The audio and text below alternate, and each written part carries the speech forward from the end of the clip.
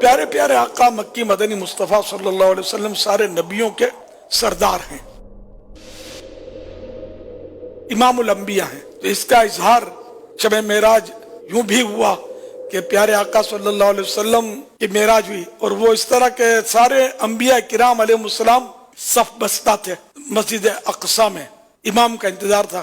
پھر جب امام تشریف لے آئے، یعنی امام الانبیاء محمد مصطفیٰ صلی اللہ علیہ وسلم، جبریل امین نے تکبیر کہی اور میرے آقا صلی اللہ علیہ وسلم نے امامت فرمائی سارے نبیوں کی، یعنی جو سب نبیوں کے بعد تشریف لائے۔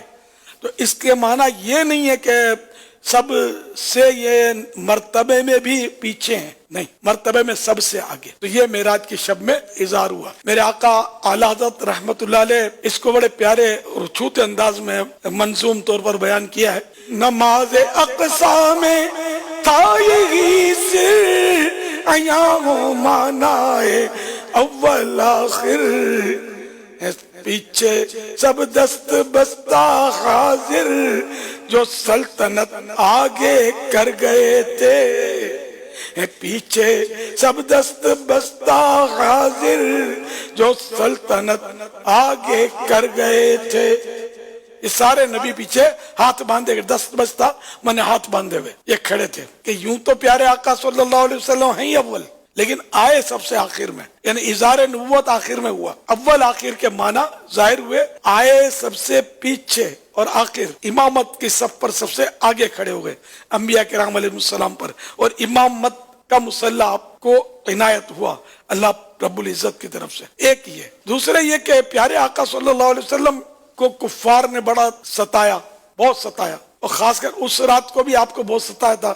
میرے آقا صلی اللہ علیہ وسلم رنجیدہ چچا زاد بہن ام ہانی رضی اللہ تعالی عنہا کے گھر کی قسمت جگانے کے لیے تشریف لے آئے اور وہاں آرام فرما ہوئے، اور اللہ پاک نے اپنے محبوب کریم آخری نبی صلی اللہ علیہ وسلم کی دلجوئی فرمائی، اور جبریل امین جو تمام فرشتوں کے آقا ہیں، ان کو حکم اور عبارات لے کر فرشتوں کی جلوس لے کر فرشتوں کا بہت ساری تعداد لے کر فرشتوں کے حاضر ہوئے، اور اپنی کافوری آنکھیں محبوب کریم صلی اللہ علیہ وسلم کے مبارک تلووں سے مل کر اور بوسے دے کر پیارے آقا صلی اللہ علیہ وسلم کو جگایا، جیسے ہم لوگ جگاتے ہیں ہٹ، یہ نہیں، کسی کے مجال نہیں۔ فرشتوں کا آقا بھی قدموں کے تلوے سے آنکھیں مل کر اٹھا رہا ہے۔ پھر پیارے آقا صلی اللہ علیہ وسلم نے آنکھیں کھول دی۔ یہ ذہن میں رکھیے گا کہ نبی کا دل نہیں سوتا، نبی جب بھی سوتے ہیں تو ان کی صرف آنکھیں سوتی ہیں، دل جاگ رہا ہوتا ہے۔ دل ایک لمحے کے کروڑویں حصے کے لیے بھی نبی کا غافل نہیں ہوتا۔ خیر، پیارے آقا صلی اللہ علیہ وسلم نے آنکھیں ظاہری جو بند تھی وہ کھل گئی، اور جبریل امین نے ہاتھ باندھ کر عرض کی کہ آقا تشریف لائیے۔ پھر آپ کو دولہا بنایا گیا اور براق جنت سے لایا گیا۔ جنت کا براق بھی بڑا خوش نصیب، بہت سارے براق تھے، ان میں آپ نے ایک براق منتخب کرنا تھا محبوب کی سواری کے لیے، اور ہر براق متمنی تھا کہ آج محبوب کریم صلی اللہ علیہ وسلم مجھے سواری کے لیے قبول فرمائیں۔ ایک براق جو تھا وہ کونے میں سر جھکائے رو رہا تھا، تو آپ نے اس سے کہا کہ آج تو خوشی کا موقع ہے، تم رو رہے ہو۔ جبریل امین نے اس سے فرمایا رو کیوں رہے ہو؟ تو اس نے کہا کہ ہوا یوں کہ مجھے پتا چلا کہ محبوب کریم صلی اللہ علیہ وسلم کی سواری کے لیے اتنے سارے براقوں میں ایک براق کا انتخاب ہونا ہے، تو مجھے بڑا جذبہ ہے، میں بھی چاہتا ہوں، لیکن مجھے یوں لگتا ہے کہ میری حیثیت کیا کہ مجھے منتخب کیا جائے گا۔ تو یہ کہ جو روتا ہے اس کا کام ہوتا ہے۔ حضرت جبریل امین نے اسی پر ہاتھ رکھ دیا کہ تو ہی چل۔ خیر، تو اسی براق کو لے لیا گیا، اور دیکھتے ہی دیکھتے اس میں بہت سارا حسن و جمال پیدا ہو گیا، بہت خوبصورتی میں اضافہ ہو گیا اس کے، اور وہ براق جو تھا بارگاہ رسالت میں حاضر ہوا، اور میرے محبوب صلی اللہ علیہ وسلم اس پر سوار ہوئے، اور یوں سفر معراج ہوا۔ اور یہ کسوٹی تھی صادق اور کاذب کی، یوں بھی کہہ لیجئے کہ جب معراج کا واقعہ ابو جہل نے سرکار صلی اللہ علیہ وسلم کے تعلق سے حضرت ابوبکر صدیق کو سنایا، وہ صدیق کا لقب اس وقت نمایاں نہیں تھا، اور یہ سوچ کر سنایا کہ اب تو یہ بھی انکار کر ہی دیں گے، یہ ہر بات کو مان لیتے ہیں، آج نہیں مانیں گے۔ یہ کہ یہ کس کی عقل میں آتا کہ رات کے معمولی سے حصے میں مسجد اقصی پہنچے، مسجد الحرام سے، کعبہ شریف سے وہ مسجد اقصی پہنچے، یہ کیسے ہو سکتا ہے؟ بہت لمبا سفر ہے، وہ بیت المقدس مکہ شریف سے بہت زیادہ دور ہے، پہلے وہ ہوائی جہاز بھی نہیں تھے، ہوائی جہاز میں بھی کیا راکٹ بھی اتنی جلدی نہیں پہنچ سکتا، آن کے آن میں کیسے پہنچ گئے۔ اور پھر صرف اتنا نہیں، آسمانوں پر بھی گئے، اور ساتوں آسمانوں کی سیر، پھر جنت کی سیر، پھر جنت میں رہتے ہوئے دوزخ پردے اٹھ جانے، دوزخ کو دیکھنا، اور یہ عجائب و غرائب وہاں دیکھے اتنے سارے، اور یہ سب ابو بکر نہیں مانیں گے۔ تو اس نے خوشی خوشی حضرت ابو بکر رضی اللہ عنہ کو یہ بتایا کہ اب تو بھائی تمہارے جو صاحب ہیں، تمہارے دوست، تمہارے ساتھی یا تمہارے بزرگ اب تو یہ بالکل ایسی سی باتیں کرنے لگے۔ تو آپ نے فرمایا کہ میرے صاحب، میرے آقا، میرے محمد صلی اللہ علیہ وسلم اگر یہ فرما رہے ہیں میں نے مانا۔ اسی منن والے سوچنے والے ہے ہی نہیں کہ سرکار صلی اللہ علیہ وسلم جو بھی فرمائے حق حق حق، حق کے سوا کچھ بھی نہیں۔ تو ابو جہل اگر اپنے منہ کی کھائی اس بدبخت نے، تو آن کی آن میں یہ سارا سفر ہوا، اور جہاں سے یہ چلے تھے چچا زاد بہن ام ہانی کے گھر واپس تشریف لائے۔ یہ آن کی آن میں سفر طے ہوا۔ وضو فرمایا تھا آپ نے جانے سے پہلے، تو وضو کا پانی ابھی لڑک رہا تھا، بہہ رہا تھا، سوکھنا تو دور کی بات، اور کنڈی دروازے کی تھی، وہ جس کو ہاتھ لگایا تھا تو کنڈی ابھی تھوڑی کنڈی ہل رہی تھی۔ بستر جس پر آپ نے بستر کو نوازا تھا، اپنے بدن چومنے کی اجازت دی تھی، اس بستر پر اب بدن کی گرمی ابھی تک موجود تھی، بستر گرم تھا ابھی تک۔ آن کے دنیا کا سارا نظام رک گیا، جیسے گھڑی ہے اس کے کانٹے کو روک دیں گے تو جدھر روکا ادھر رہے گا، چاہے بہت دن، بہت مہینے، بہت برس گزر جائیں، کانٹا وہیں رہے گا۔ تو یوں سمجھو دنیا کی جو گردش کا کانٹا جو تھا وہ رک گیا تھا، باقی نظام جو تھا اللہ نے چاہا جس کو وہ چلا۔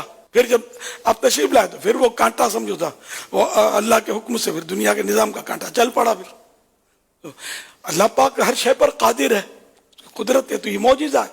معجزہ ہوتا ہی ہے کہ جو مطلب عقلوں میں نہ آئے، ہماری عقلی دلیل سے تو یہ ثابت کر ہی نہیں سکتے اس کو ہم، سمجھے کہ یہ عادتاً محال ہوتا ہے، یعنی عام طور پہ یا معمول میں ایسی چیزیں نہیں ہوا کرتی۔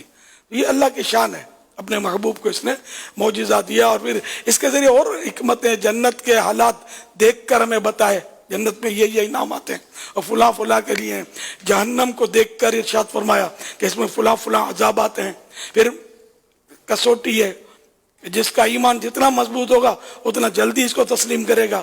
آج بھی عقل کے گھوڑے دوڑانے والے ملیں گے آپ کو کہ جو مطلب اس پہ کلام کرتے ہیں، بعض اوقات بیانات داغتے ہیں اپنے کہ یوں نہیں، اور معراج اتنی تھی تو اتنی تھی تو خواب میں تھی تو فلاں تھی، تو یہ کرتے رہتے ہیں۔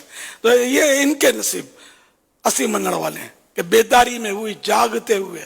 معراج خواب میں ہوتی تو پھر وہ کوئی کمال اتنا بڑا نہ مانا جاتا نا، بیداری میں جاگتی حالت میں معراج ہوئی۔ پھر یہ کہ سب سے بڑا اعزاز معراج کی رات میرے آقا آخری نبی صلی اللہ علیہ وسلم کو یہ عطا ہوا کہ جاگتی حالت میں اپنی آنکھوں سے اللہ پاک کا دیدار کیا،